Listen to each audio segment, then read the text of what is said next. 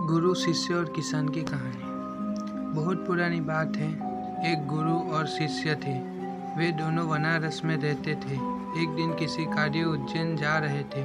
उज्जैन जाते जाते उन्हें रास्ते में ही रात हो गई। चारों ओर घना जंगल था और अंधेरी रात थी। इस तरह रात्रि में जंगल में रुकना सुरक्षित नहीं था। रात होने पर भी दोनों चलते रहे। तभी उन्हें एक गांव दिखा। गुरु और शिष्य दोनों ही गांव में चल गए।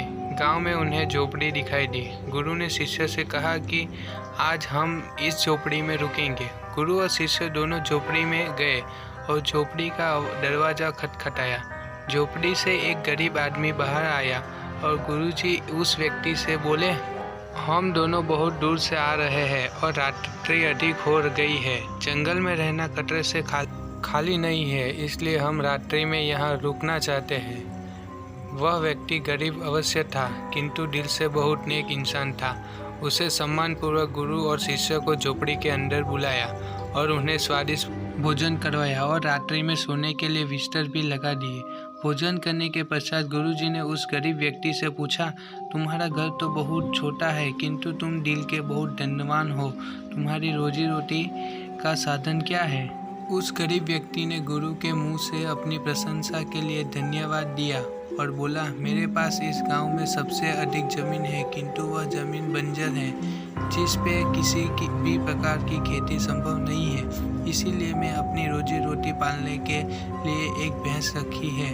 उसी भैंस का दूध और घी बेचकर अपनी रोजी रोटी चलाता हूँ। उस व्यक्ति की बात गुरुजी को कुछ अजीब सी लगी, किंतु वह कुछ नहीं बोले और सोने चले गए। देर रात में गुरुजी उठे गए और अपने शिष्य से चलने के लिए कहा। दोनों गरीब व्यक्ति को बिना बताए घर से निकल गए और जाते जाते गुरुजी उसकी भैंस को अपने साथ ले गए। अपने गुरु का यह आचरण शिष्य को अच्छा नहीं लगा और वह बोला, गुरुजी, इस गरीब व्यक्ति के पास रोजी रोटी का यही एक साधन है। अगर हम इसे ले गए तो यह व्यक्ति अपनी रोजी रोटी कैसे चलाएगा? अपने शिष्य की ऐसी बात सुनकर गुरुजी मंद मंद मुस्कुराए और शिष्य से बोले, आज से ठीक 10 वर्ष पश्चात तुम इस स्थान पर आना और इस व्यक्ति से फिर से मुलाकात करना। भोर होने से पहले ही गुरु उस शिष्य भैंस लेकर उस गांव से बाहर निकल गए। धीरे धीरे कई वर्ष बीत गए। 10 वर्ष बीतने के पश्चात चेले को गुरुजी की बात याद आई कि उसे फिर से गरीब व्यक्ति के घर जाना है। शिष्य फिर से उसी गांव गया।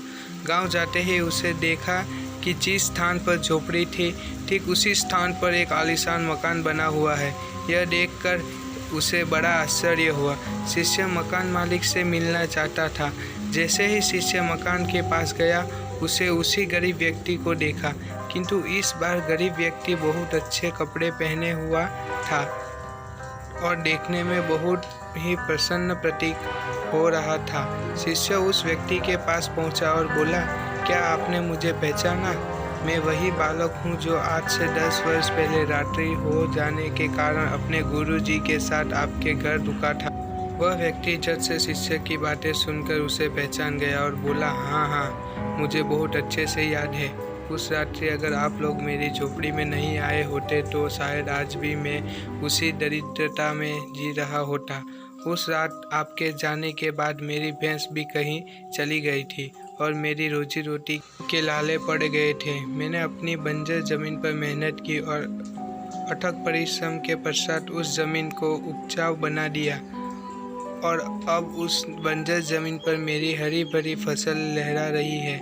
इस ज़मीन की बदौलत मैं आज इस गांव का सबसे संपन्न किसान बन गया हूँ। शिष्य को अब समझ में आया कि गुरुजी उस रात उस व्यक्ति की भैंस क्यों ले गए।